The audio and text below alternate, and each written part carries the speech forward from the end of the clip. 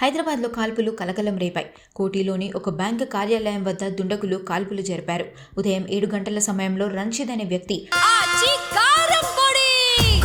అదరగొట్టే కారం రంగు రుచి ఆచి కారం పొడి. కోఠీలోని బ్యాంకు కార్యాలయంలో ఉన్న డిపాజిట్ మెషిన్లో డిపాజిట్ చేయడానికి 6 లక్షలు తీసుకొని వచ్చాడు. అప్పుడే బ్లాక్ కలర్ స్కూటీపై అక్కడికి వచ్చిన వ్యక్తులు కాల్పులు జరిపారు. కాల్పుల్లో గాయపడిన బాధితుడు అక్కడే పడిపోయాడు.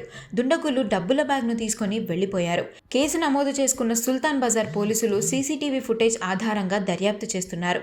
బాధితుడిని ఆసుపత్రికి తరలించారు. పరిసర ప్రాంతాల్లో ఉన్న సీసీటీవీ ఫుటేజ్ను పరిశీలిస్తున్నారు. స్పాట్లో 2 బుల్లెట్లను కూడా స్వాధీనం చేసుకున్నారు.